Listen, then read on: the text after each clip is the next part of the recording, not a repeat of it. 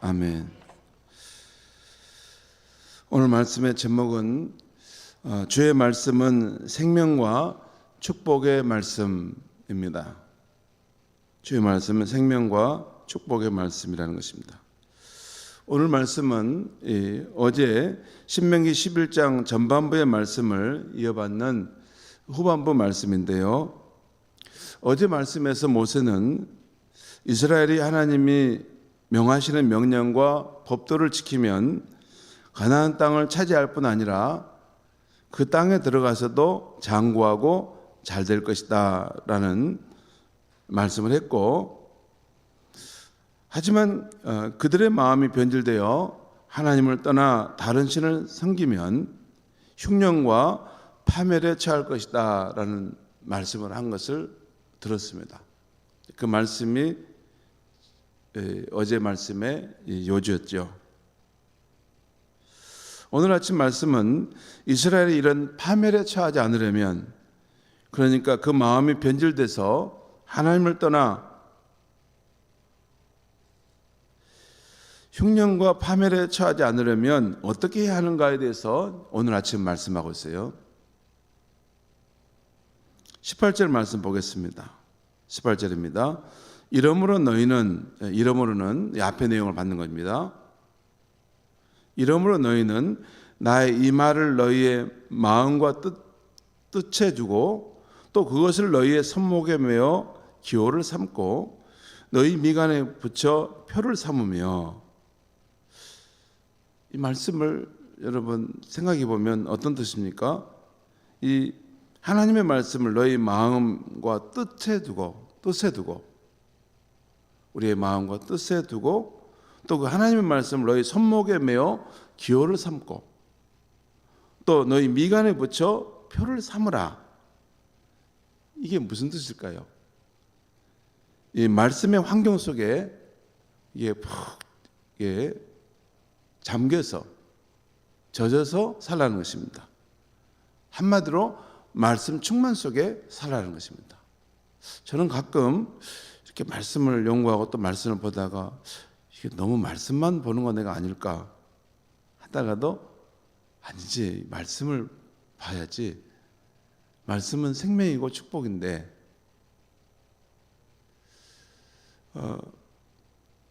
우리가 그렇죠. 말씀은 생명과 축복인데 할 수만 있으면 늘 말씀을 가까이 하고 이 말씀을 읽고 또 묵상해 보고 그런가. 여러분, 말씀을 읽게 되면 이 말씀 안에 그 신앙의 분위기, 영적 분위기가 내게 옮겨옵니다. 그러니까 골리앗 앞에 서서 다윗이 그 믿음으로 나아가는 모습을 보면, 그 읽고 있으면 그 신앙의 분위기가 내게 옮겨옵니다.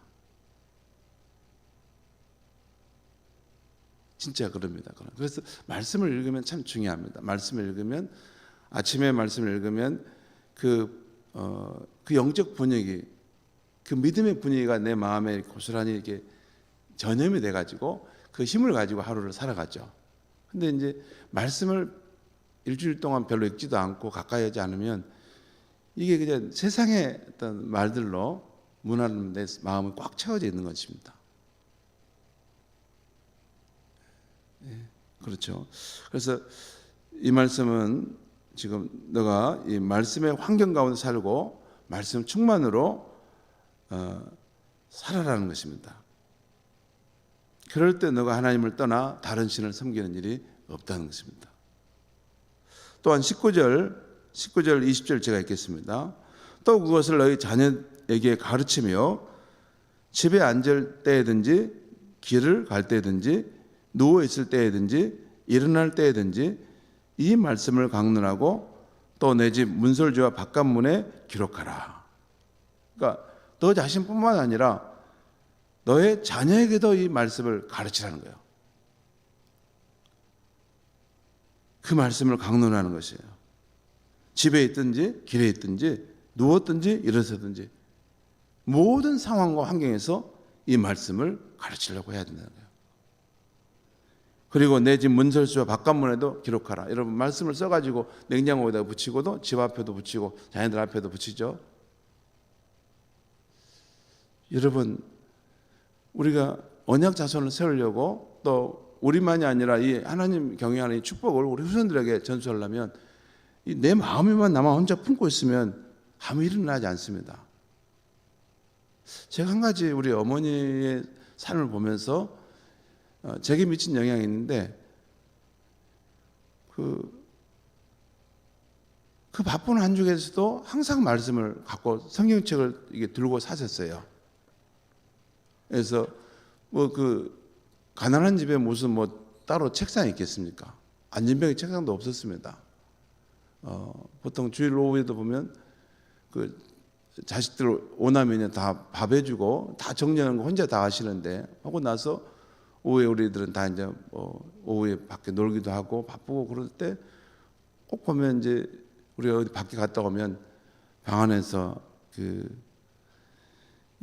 뭐죠 밥상에 이 성경책을 올려놓고 성경을 읽고 있든지 아니면 방바닥에다 성경을 펴놓고 엎져서 이렇게 읽고 계시다가 졸고 주무시다가 이렇게 성경에다 앞에서 엎드려서 주무시는 모습들을 그런 장면을 제가 늘 보고 봤던 거예요.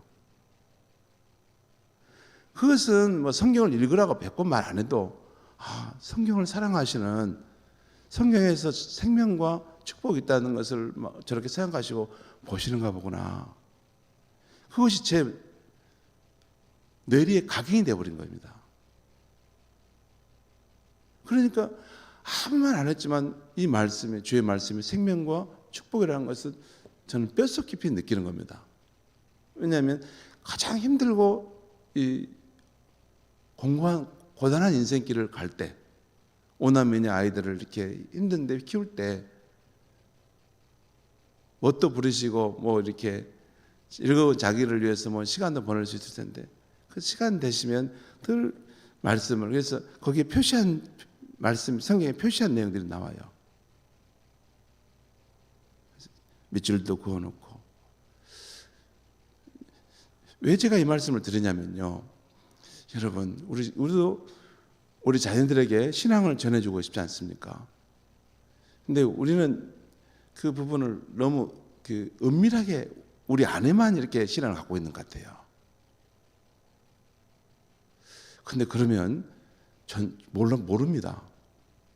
사랑은 표현돼야지 그걸 알 수 있는 것이지 표현되지 않는 사랑은 모르는 겁니다. 마찬가지 신앙도 표현돼야 되는 것입니다.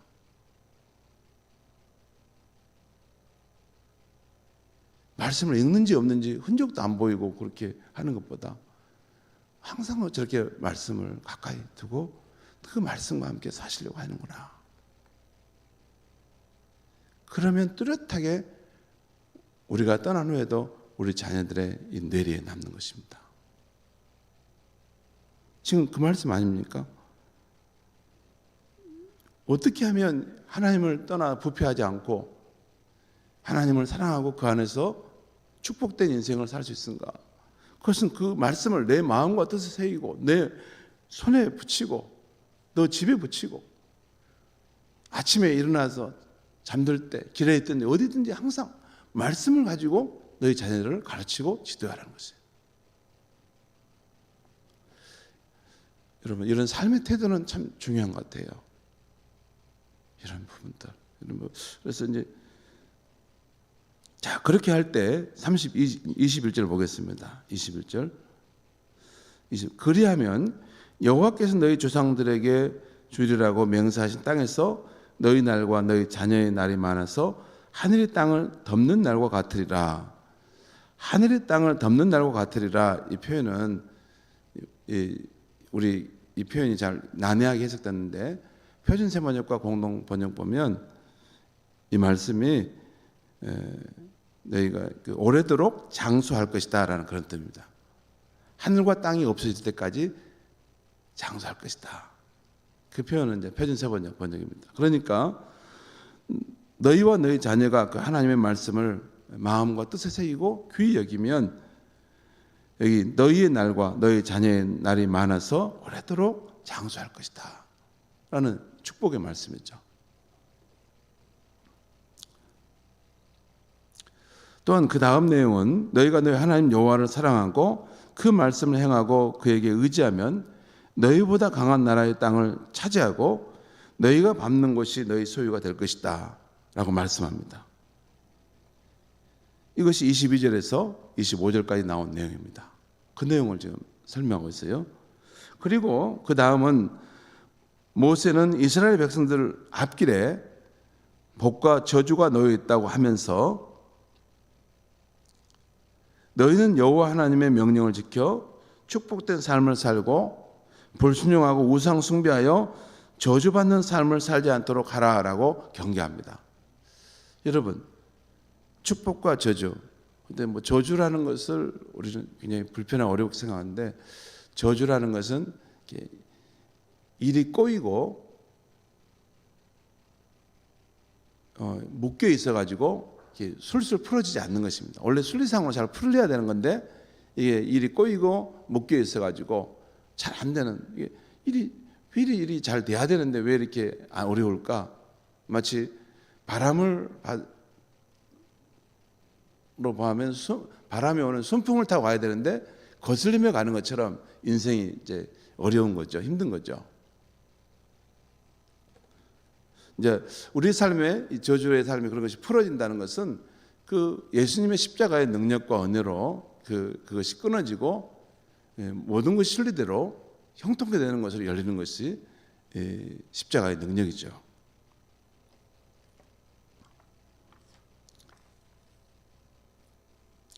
오늘 말씀 26절 28절 말씀을 제가 읽겠습니다.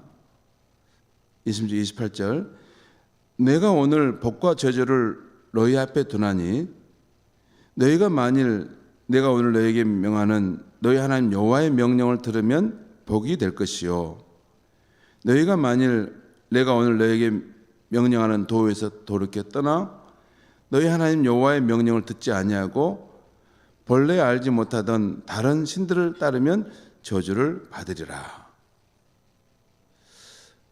분명하죠. 너희가 여호와의 명령을 지켜 행하면 축복된 삶을 살고 너희가 여호와를 떠나서 그분의 명령을 듣지 아니하면 너희의 삶에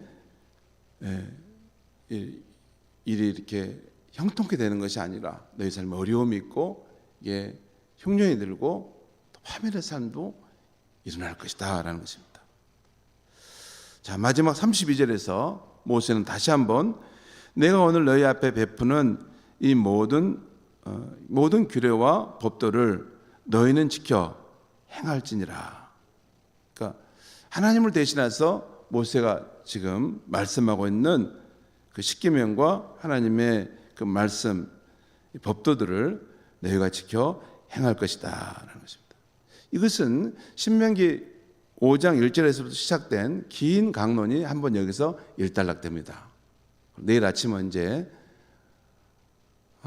그 모세 율법의 말씀을 이제 내일부터는 구체적으로 이제 들어가서 다루는 내용이 내일 아침 나오죠. 성도 여러분, 지금까지 모세가 계속해서 이 가나안 땅에 들어갈 후손들에게 주장하는 것은 무엇입니까? 여러분 계속 귀에 딱지가 붙도록 지금 우리가 들었던 말씀 있죠? 그건 한 가지인데요. 내 하나님 여호와를 사랑하여 그가 주신 말씀과 율법을 지켜 행하라는 것입니다. 그러면 복된 인생이 될 것이다 라는 것이죠. 동시에 너희 마음이 변질되어 하나님을 떠나고 그의 말씀을 버리면, 그래서 다른 신에게 무슨 축복이 있는 것처럼 달라붙게 되면 흉년과 파멸의 삶, 저주의 삶이 너희 삶에 있을 것이다. 그 말씀을 계속해서 반복해 여러 방식으로 울림이도록 메아리치면서 계속 지금 해왔어요. 이렇게 메아리치고 곧 여호와 하나님의 말씀에 대한 우리의 삶의 태도에 따라 축복과 저주가 있다는 것입니다. 이 말씀을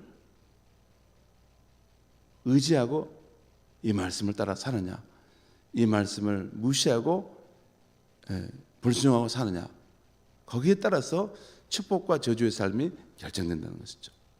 여러분, 왜 하나님의 말씀과 율법에 대해서 우리가 지키느냐 버리느냐에 따라서 우리의 인생에 축복과 저주가 있는 것일까요?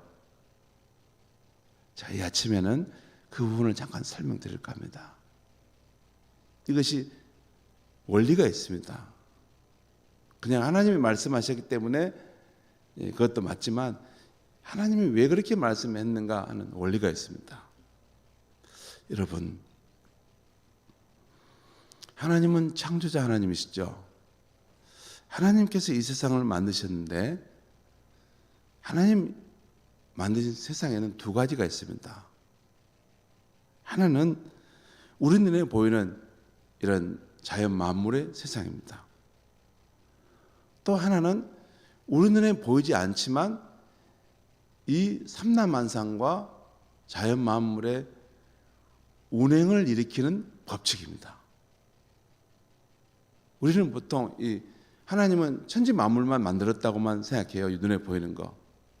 근데 깊이 보면 이 자연 만물은 무질서하게 아무렇게나 막 이렇게 움직이는 게 아니고 질서정연하게 움직이고 작동한다는 거 아시죠?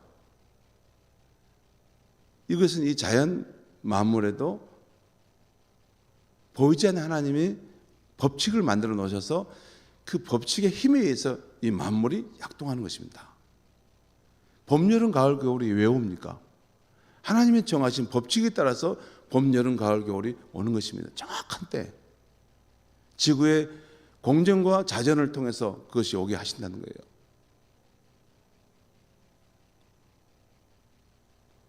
우리 눈에 보이는 세계를 보이지 않는 가운데 움직이는 이 법칙, 이것도 하나님이 만드신 것인데 이 자연 법칙은 이 세상이 잘 작동하고 인간이 행복하게 살도록 하도록 만들어 놓으신 법칙입니다. 여러분, 현대 물리학자들 표준 우주론에 의하면 이렇게 빅뱅 이론도 말하고 또 이렇게 이 우주에 보이지 않지만 존재하는 법칙을 말해요. 몇 가지 법칙들을 말하는데 가장 대표적인 것이 중력의 법칙입니다. 또 하나 전자기의 법칙입니다. 그러니까 중력, 서로 물과 물체 사이는 서로 끌어당기는 힘이 있다. 그러니까 이게 태양계가 형성되고 또 한 단위의 은하계가 형성되는 것이라는 거예요. 이것은 이 우주의 끝도 동일하게 적용되는 원리입니다.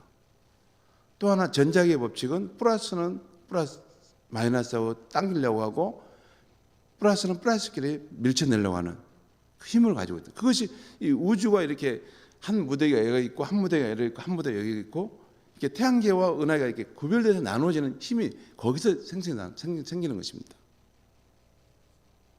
또한 우리가 사는 이 세상은 여러분 일과 쉼의 법칙이 있죠. 나 그거 필요 없어요. 나는 이러다가 나는 끝까지 돈 많이 벌 거예요. 죽을 또 이러면 그 사람은 죽습니다. 생명은 그렇게 돼 있지 않아요. 일하는 일도 하지만 또한 힘을 충전하기 위해서 쉬어줘야 되는 것이 하나님의 인간을 만드는 이게 기제입니다. 기본적인. 그 다음에 우리가 알다시피 이 세상에는 이 심음과 거둠의 법칙이 있죠. 여러분, 거둔 적이 없는데, 심은 적이 없는데 거둘 수는 없는 것입니다. 창세기 8장에도 노아 이후에 이 세상에 땅이 있을 때까지는 심음과 거둠, 추위와 더위, 여름과 겨울이 있을 것이다. 이것이 하나님이 정하신 법칙입니다. 이 하나님이 정하신 법칙을 알고 지키면 우리 인생이 잘 되지만 이것을 거부하면 낭패와 어려움을 당할 수밖에 없죠. 사람이 나는 강해 하면서 높은 데서 점프 뛰면 중력의 법칙을 거스르기 때문에 바로 곤두박질해서 죽습니다. 나는 건강하니까 일만 해도 안 쉬어도 돼. 그런 사람도 단명합니다. 하나님이 우리의 삶의 형통함을 위해서 주신 법칙들을 우리가 알고 지켜야만이 되고 그것을 거스르면 낭패의 인생을 사는 것입니다. 그런데 하나님이 우리 인생의 축복을 위해 주신 또 법칙이 있는데 그게 영적 법칙인데 그런 법칙들이 바로 구약의 십계명과 하나님이 주신 율법의 말씀들입니다. 이것도 하나의 법칙이에요. 중요한. 이 법칙을 준행할 때 너희가 생명을 얻고 형통케 된다. 하지만 이것을 거부하면 너희 삶이 낭패를 당한 것이다. 그 이야기입니다. 이게. 그리고 우리 신약 성경에 나오는 예수님의 산상설교의 말씀과 그 사도들이 통해 주신 생명의 말씀들이 다 우리 인생이 행복하고 잘 되도록 하는 그 생명의 말씀들입니다. 그 말씀들을 우리가 그래서 늘 가까이 하고 마음에 새기고 그 말씀들을 우리 경험보다 더 중요하게 하면 전국에는 그 말씀의 약속대로 그 축복이 우리에게 임하게 될 줄 믿습니다. 우리가 자연 법칙을 거슬러서 살면서 건강, 성공, 형통을 기대할 수 없는 것처럼 하나님이 주신 이런 영적 법칙들도 거슬러서는 우리의 삶은 잘 풀리지 않습니다. 제일 중요한 것은 우리가 알다시피 사형리가 있죠. 4가지 영적인 논리. 하나님은 우리를 축복된 존재로 창조했는데 하나님을 떠남으로 우리가 죄 가운데 빠졌고 또 예수님이 우리를 구원하기 위해서 십자가에 죽으셨다는 것. 그리고 예수를 믿으면 누구든지 영생과 하나님의 자녀됨의 영광을 얻는다는 것. 이 4가지 가장 중요한 영적인 원리를 이해하고 내가 회개하고 예수를 믿고 하나님과 화해하는 것이 그 인생이 잘 되는데 가장 중요한 것입니다. 그리고 회복된 후에는 성경에 나오는 하나님의 말씀과 율법을 따라 살아갈 때 우리 인생이 하나님의 약속의 말씀대로 잘 되고 형통하게 되는 것입니다. 그래서 우리가 이 하나님의 말씀들은 우리 인생의 생명과 축복의 원리로 우리 가슴에 품고 살든지 죽든지 이 말씀대로 살아보려고 애쓰면 이 말씀에 담긴 그 축복의 언약들이 우리 삶에 풍성하게 이루어지게 될 줄 믿습니다. 기도하겠습니다. 하나님 아버지, 오늘 아침에 하나님의 말씀에 왜 우리 인생의 생명과 축복의 말씀임을 깨닫게 하시니 감사합니다. 하나님 아버지, 우리가 이 세상 살아갈 때 눈에 보이지 않지만 이 거스릴 수 없는 자연의 법칙이 있습니다. 그것을 거슬려 갈 때는 만용을 부리면 우리가 실패와 낭패를 경험할 수밖에 없지 않습니까? 하나님은 우리를 사랑하셔서 우리를 지으신 하나님께서 우리가 생명을 얻고 형통케 되는 삶의 비밀로 이런 귀한 약속의 말씀들을 주셨습니다. 우리가 하나님의 말씀을 우리의 마음과 뜻에 새기고 이 말씀들을 사랑하고 이 말씀들을 의지하고 이 말씀들을 먹고 마시고 또 우리 자녀들에게도 전수해서 하나님의 말씀의 은혜의 축복이 우리의 인생 가운데 후손들 가운데 풍성히 열매를 맺는 그러한 복된 가문을 이루고 가게 하여 주시옵소서. 예수님의 이름으로 기도하옵나이다.